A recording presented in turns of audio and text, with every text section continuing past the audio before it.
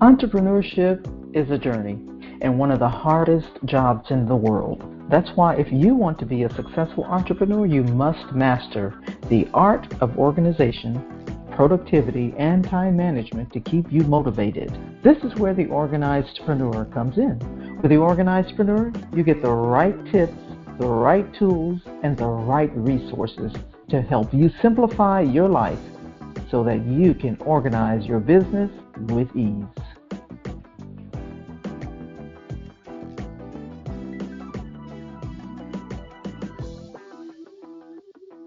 There are many causes of clutter. Some are physical, others are emotional, mental, spiritual. There are a lot of reasons for why we have clutter. And so today I want to talk about causes and indicators. Causes and indicators. A cause meaning an agent that brings something about, like something that caused something to happen, right? An indicator means something that's a sign that shows or suggests a condition or an existence of something, right? So let's start with causes, okay? Causes. So perhaps one of the main or most obvious cause of clutter has to do with excess physical possessions, right? Most of us are guilty of accumulating items simply because we can't bear the thought of getting rid of them, even if we don't use them or need them. Sometimes there are gifts that people gives us, that people will gift to us. Sometimes they are things that we've purchased and maybe we don't need them. We just find ourselves in a place where we just don't want to get rid of them, right? And so I've done that myself, right? And so these are unloved items because when they pile up over time and we don't use them, no one else is using them, and they're just there collecting dust, they are becoming clutter. Remember how we define clutter. We define clutter as unloved items, right? We don't love them. They pile up over time, right? When they really should be gone or thrown away or donated, but instead it's put in a drawer or on a shelf just collecting dust and not getting any use. And so the trouble with this type of clutter is that it kind of builds up over time. So you really don't realize how much it's gotten out of control until one day you look around and you see the extent of the clutter that's been accumulated. I recently worked with a client who was really in tears after they realized that clutter had just accumulated. And so they kind of broke down, and the first thing that they said was, how did I let it get this way, right? So the excess of physical possessions is one of the main causes of clutter. Another cause of clutter is having excessive commitments on your schedule, or maybe they're not on your schedule, just having excessive commitments, right? Whereas sometimes we do these type of things when there are issues in setting boundaries, or if you are a recovering people pleaser like myself, right? You may have excessive commitments. You're not sure how you're going to say no to something, even if it's not something you want to do. You have excessive commitments on your calendar, right? And so in these days, there's so much more to consider. Okay, and so what I mean by that is we have complicated lives instead of having simple lives, right? And sometimes we don't operate with intention and focus, and so these things can cause us to have excessive commitments on our plates. And I guess I shouldn't say schedule, because again, sometimes we don't even put it on our schedule. Sometimes we just agree to certain things. and we didn't want to agree to them, but something in our head just said, well, it's okay. Saying yes to something is saying no to something else. And maybe that something else is something you should be doing, maybe in your business, maybe as a way of doing something for yourself or getting closer to your business goals. And so we have to be careful of allowing excessive commitments to bombard us because of no boundaries or people pleasing and things like that. So that's number 2. And so number 3 is something that I feel that is very, very common or really in front of us nowadays more than ever. And that's the elements that weigh on our mind that's causing mental clutter, such as what we watch, what we consume, social media, that weigh on our minds, causing us to have mental clutter, such as things from social media or being filled with negative thoughts. Things like when we see other people living up to their potential and we feel like we haven't lived up to our potential. And so there's this imposter syndrome, as they call it, right? And so sometimes we're just caving into the demands of what we think we're supposed to be doing. Because, again, if we're watching other people on social media, it could be our competitors or it could be friends, family, and we think that because we see them doing certain things that, oh, well, I should be doing it too, or perhaps this is something that I'm missing out on, right? And so it's those trying to live up to those other people's standards and expectations. And so we have to be careful about those things. We have to be careful about what we're consuming. We have to be careful about what we consume on social media, what we allow in our thought processes.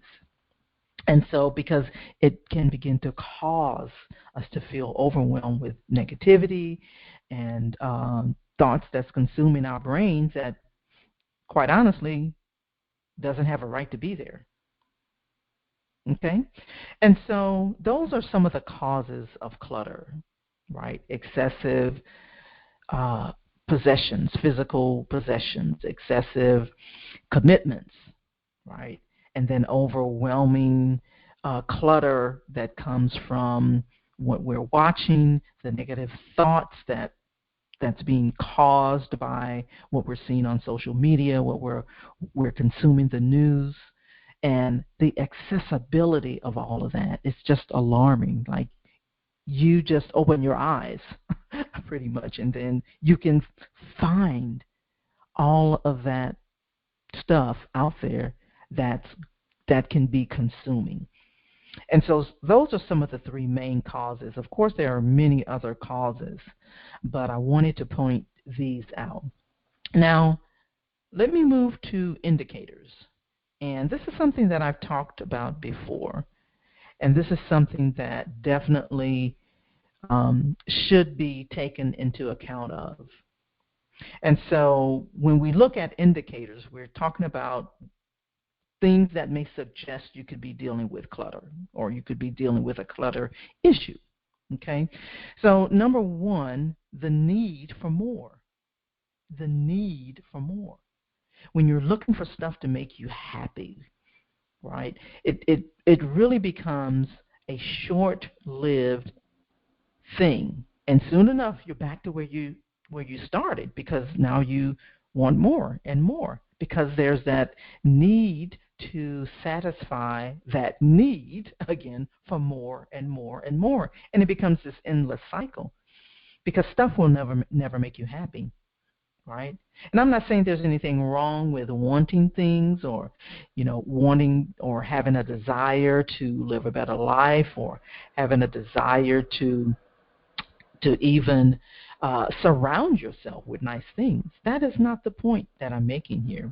What I am saying, though, is that when we have an excessive amount of stuff that's there because we're trying to fulfill an inadequacy, a need to feel accepted, or seeking approval by others, this can be an indicator. Okay, so number one is the need for more, more, more.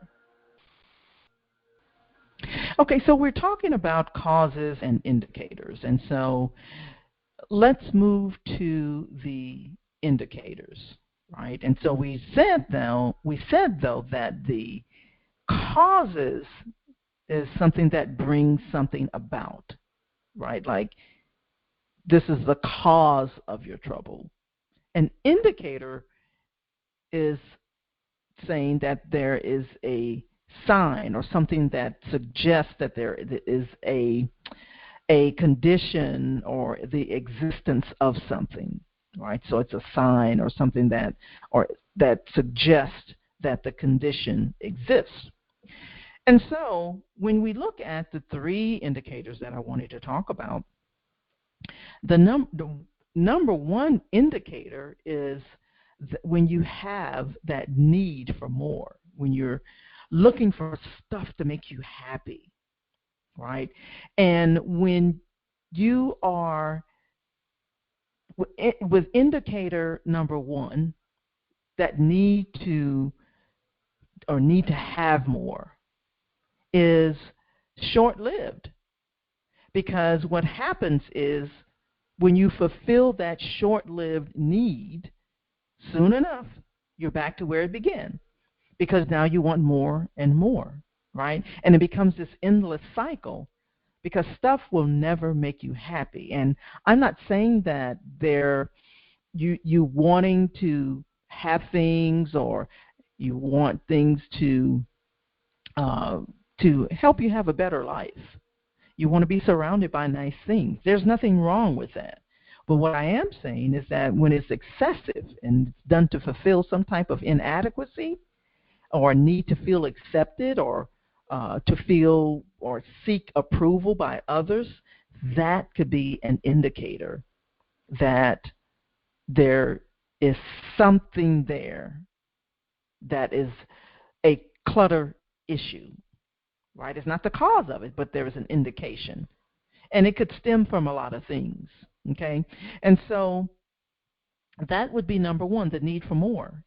Indicator number two is when you feel this is never enough, right? Now, this is similar to indicator number one, but this is about accomplishments and achievements in academia, right? You feel like there's never enough accomplishments. You don't have enough degrees. You don't have enough certifications. You have a need for recognition of your achievements, and those things are fulfilling to you, or you feel as though it fulfills you, because there's nothing wrong with having degrees or certifications or recognition or accomplishments for your achievements.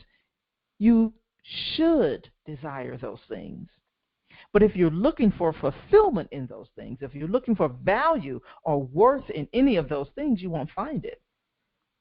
And there will always be that feeling of never enough information. You're constantly consuming because you define yourself and your worth in those things. So that's indicator number two. Indicator number three, you're worried about losing it all. Okay?